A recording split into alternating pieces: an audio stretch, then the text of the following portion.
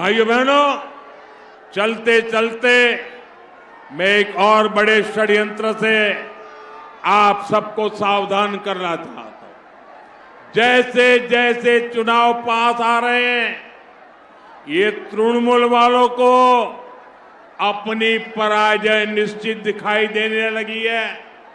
इसलिए आने वाले दिनों में ये लोग साजिशों का सहारा लेंगे। अभी असम में भी ऐसा ही खेल किया गया, पुडुचेरी में यही किया गया। एआई के जरिए, आर्टिफिशियल इंटेलिजेंस के जरिए फेक वीडियो बनाकर ये झूठ फैलाने की कोशिश करेंगे। हमें ऐसे किसी झूठ का शिकार नहीं होना है। हमें सच्चाई के साथ इसी मजबूती से डटे रहना है। एक बार फिर आप सभी से भारी मतदान की अपील करता हूं। साथियों, पहले जब पूरी दुनिया में भारत की अर्थव्यवस्था का दबदबा था, तब मुर्शिदाबाद का नाम भी छाया रहता था। मुर्शिदाबाद के सिल्क की दुनिया दीवानी रहती थी, लेकिन यहां की सरकारों की निरंतर उपेक्षा ने सिल्क इंडस्ट्री को तबाह कर दिया। बीजेपी सरकार बनेगी तो इस स्थिति में भी सुधार किया जाएगा। आज बीजेपी सरकार देश भर में टेक्सटाइल पार्क बनवा रही है। बंगाल में भी हम सिल्क किसानों के लिए विशेष नीतियां बनाएंगे, उनका जीवन सुधारेंगे।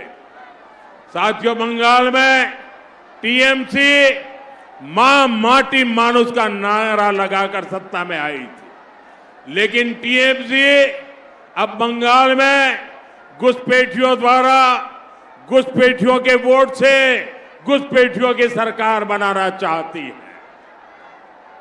आप मुझे बताइए, क्या आप घुसपैठियों की सरकार बनने देंगे?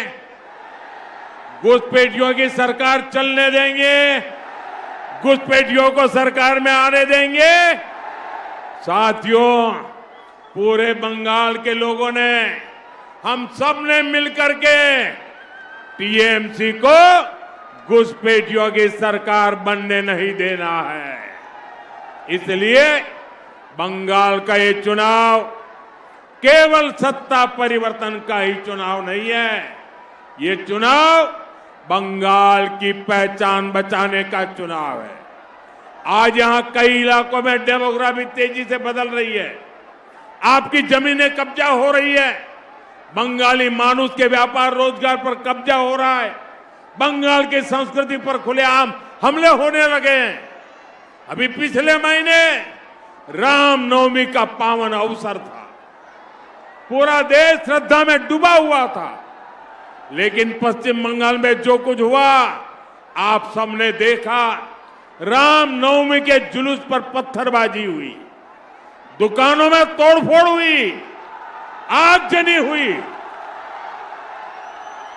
साथियों, हर साल ऐसे ही हालत बंगाल में होते हैं, लेकिन हमलावर बेखौफ है, क्योंकि उन्हें पता है कि टीएमसी उन्हें बचाने के लिए खड़ी है। इन्हीं घुसपैठियों का नाम लेकर टीएमसी खुलेआम बंगाल के बहुसंख्यकों को धमकी देती है, उनके सफाये की बात कहती है। साथियों, बीजेपी ने अपने घोषणा पत्र में साफ साफ कह दिया है, अतीत में बंगाल के साथ जो हुआ अब उसे दोहराने नहीं दिया जाएगा। बंगाल अब तुष्टीकरण और वोट बैंक के खेल को और बर्दाश्त नहीं करेगा। हम पश्चिम बंगाल में हमारे बंगालियों को अल्पसंख्यक नहीं बनने देंगे, माइनॉरिटी होने नहीं देंगे। साथियों, आज बंगाल में परिवर्तन का जो माहौल बना है, ये बहुत बड़ा मौका है। हमें इसे जाने नहीं देना है। मतदान के दिन आप सभी एकजुट होकर वोट डालने जाएं। यहां आपको चित्तो बाबू जैसा समर्पित उम्मीदवार भी मिला है। यह वो व्यक्ति है जो 1982 से इस क्षेत्र में कमल का संदेश लेकर घर घर पहुंचा है। बीजेपी के सभी उम्मीदवार, उनका एक ही मकसद है, बंगाल का विकास। बीजेपी का एक ही संकल्प है, बंगाल के भविष्य का निर्माण। ये संकल्प आपके आशीर्वाद से पूरा होगा। आपका एक एक वोट आने वाली पीढ़ियों के लिए वरदान होगा। एबीपी आनंद एगिए थाके एगिए राखे।